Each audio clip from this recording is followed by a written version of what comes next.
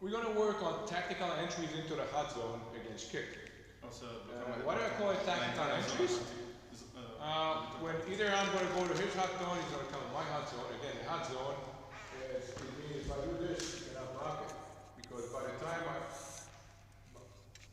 the distance from me to him and for his hand to block it is about the same. But he doesn't know that I think and I did it first. Only when he sees it. O să vezi că face ceva și vei vrea să blochezi, dar așa de mică distanță dintre voi, de încă era timp să iei.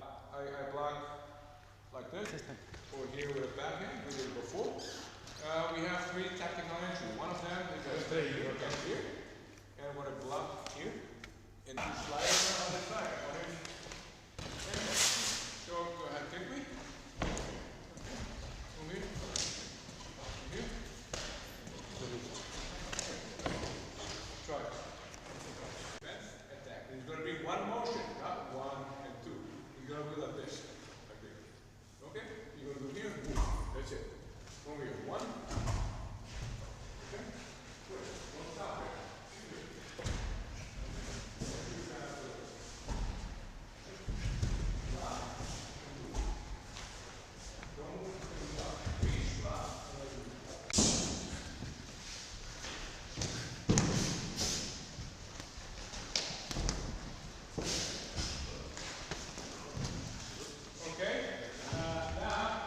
Left arm.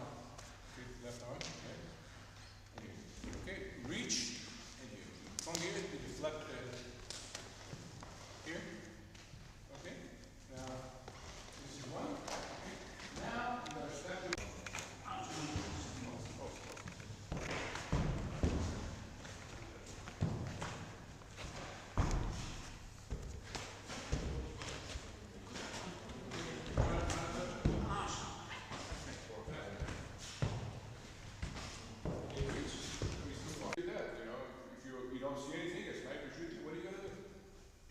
somebody wants to put a pistol in your head, but before you threaten you, before you do anything, you go into his hand, you just move it and attack him. And if he has a pistol and you don't know how to punch, you use the pistol on him.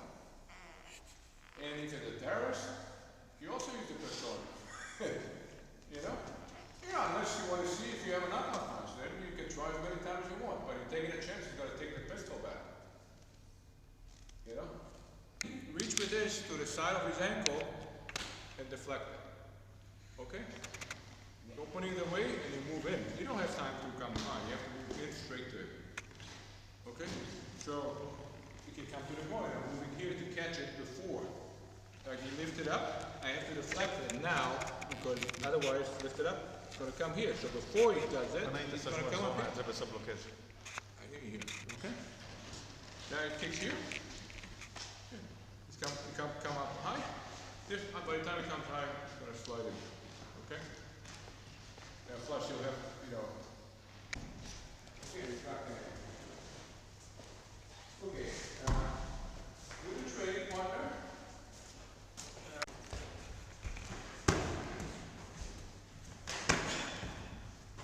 Don't do the knee, just reach forward. Boom. Right.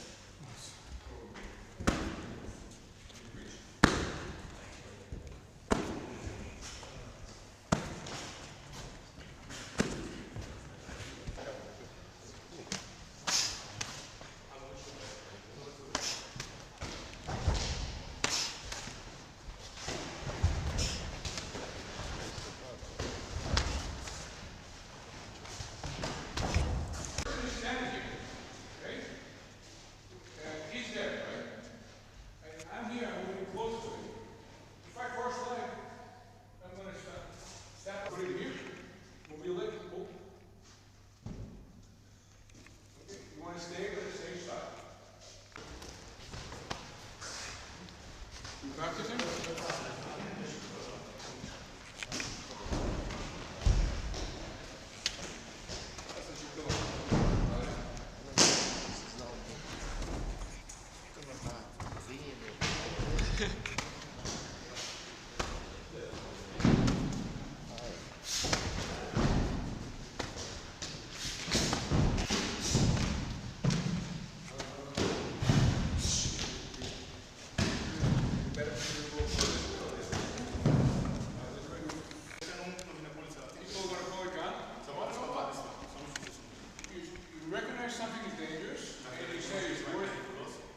in, you know, because otherwise you're gonna get hurt. And if you're willing to take a chance, you're gonna run to him, kick him, and if you miss the kick or you didn't kick him hard enough, he's not down yet, you know, wasn't you in a hurry, you're gonna punch him and then you're gonna break his neck.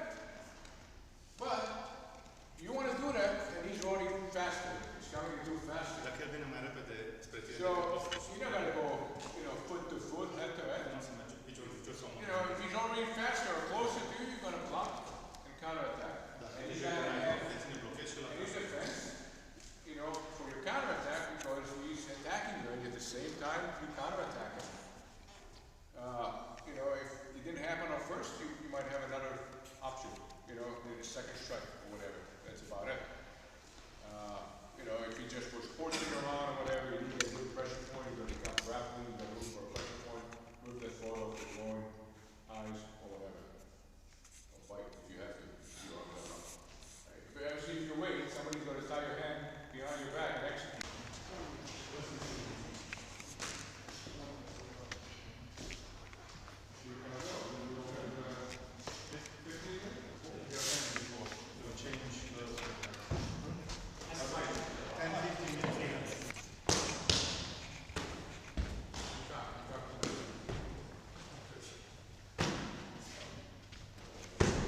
Here, side kick, and a back kick. So we're going to work on that so we can do it quick enough and the right timing. We need to drill the kata and then the kick. So from here, I'm standing straight. Bring your left hand to your knee and cross over to the other leg. A little bit in front. And don't get off, right? Close. Okay, it's here. Right here. Yes. Okay, and this here. Once you're straight. So this is going to take care of everything on this side, and this is going to take care of here. After. The circular punch come after you, but you have to be closer. I'm going to move here. If I fall from here, I'm going to slide everything this way and block everything down.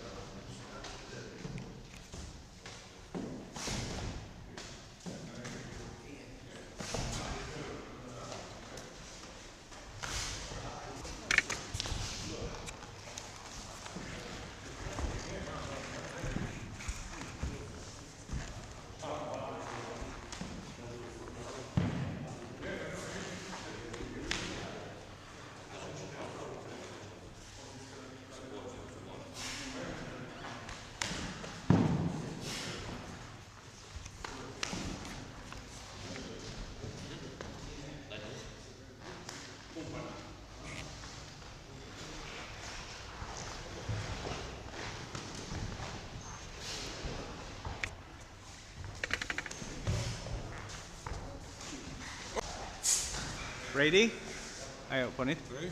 Action. Okay, so it just happened that before there was the state of Israel, there was a guy named Imrich Lichtenfeld, or the Hebrews they are, came to Israel and taught the underground use of knife, boxing, swimming, jiu-jitsu, and self-defense. Everything was modified, bayonet and all that. And he was very talented. He just had experience. He was a champion in grappling, wrestling, in boxing, and gymnastics, which usually people don't do all three things together. He was also good at swimming. So with the Israeli military training a lot of soldiers, they did experiments on the soldier. And the Israel, like any other institution, academic institution, they want to teach fast, and they want to have some sort of methodology and quality control. And they had a lesson plan and everything to make sure that within a specified amount of time, you learn everything. And Krav Maga was how to defend yourself in a close contact.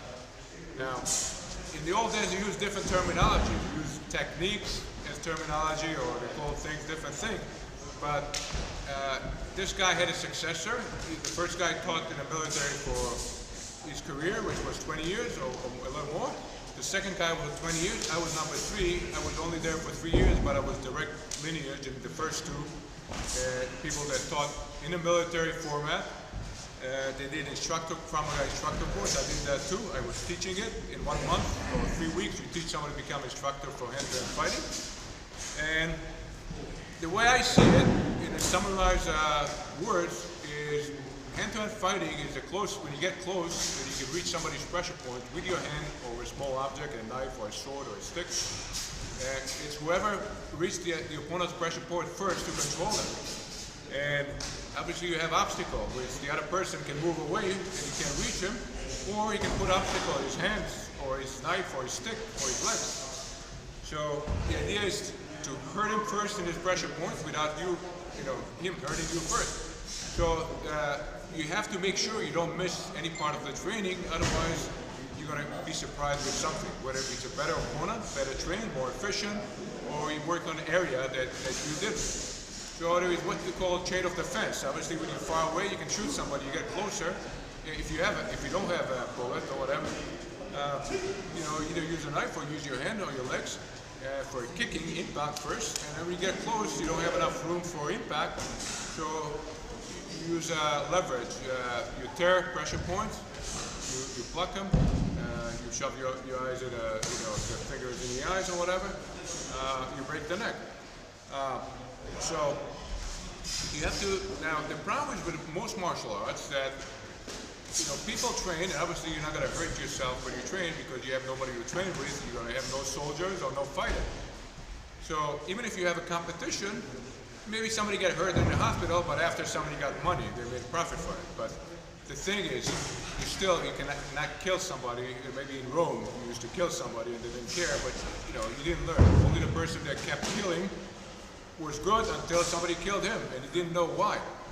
The idea is to know why. So you break down the elements of navigation, how to get close to somebody's pressure point without even in position, he can reach you, and how to block it. What's the break-even point where you have no time to block? So if you got hit, you already got hit, because if somebody is coming faster, really close to you, and if you start to block now, it's too late. By the time you give the command, he's already there. So you break it down to pieces, you put it all together, you come up with a consolidated and a very short training method. In 1 week you can go over the whole program with somebody, then you need 2 more weeks for lesson evaluation, and you train somebody also to teach others how to neutralize somebody from a close distance. So you teach pressure points, you teach generating impact with kick, with punches, elbows, and you teach leverages, how to break the neck, how to do leverage on the arm, and how to escape from different holds. Now, the difference between Krav Maga and grappling thing is sometimes you have to do a leverage. If you didn't pay attention, you let somebody grab you, you might try to escape because you can't reach immediate pressure points, like the throat or the groin. But if you can, you learn how to roll over, how to fall, and during that fall or roll over, anyway, looking up, down, from the bottom, you're trying to hit a pressure point or tear. In any way that somebody's holding you, in front of you, not until your hands are behind your back and you face down, you have a reach to a pressure points in the head or neck area, pelvis, the groin, or the back. So, the whole grappling thing is giving somebody a few techniques how to try to restrain him or grapple with him or break his arm or hold his body, and how to get out of it by reaching a pressure point immediately or using a little bit of leverage and reaching a pressure. So it's very quick. Somebody's trying to grapple with you, you might fall, and the other thing, you hit him in the wrong spot, which they usually don't do. Now the impact part, the difference with this is the punches are from boxing, but they're modified. Like a boxer will use his whole body to move forward and then back. Instead of that, you wait here if you missed the first or you evaded the first one, you wait here to move with a second. Because if you just idle back, you give the opportunity to come back and attack you. So the whole concept of reaction time, which means that when you get close, it's all done. Everything has to be done before you're in a punching or kicking range. So that cuts all the, and because you combine everything together, you prioritize. You have the chain of defense, kicking, you have all the options. If you miss the first one, you have more options in the closer range.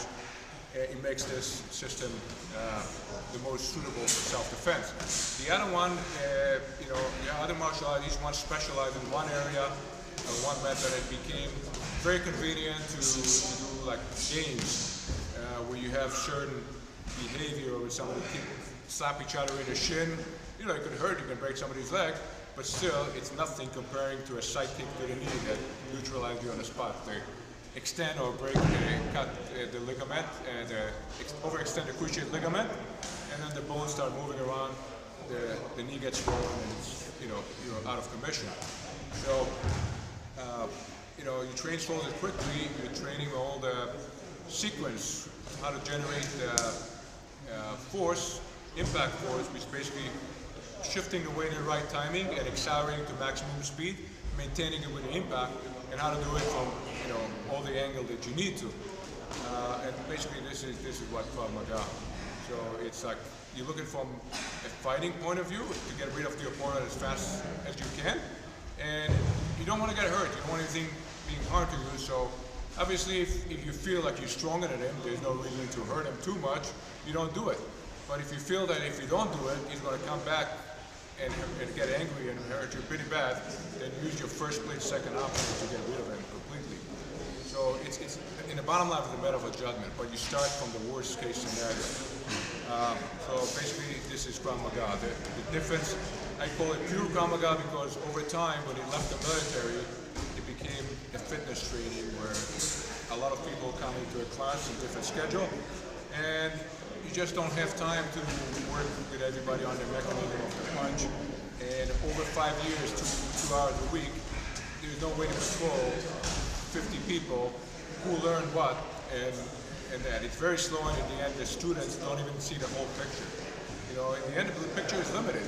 You have 2 arms, 2 legs.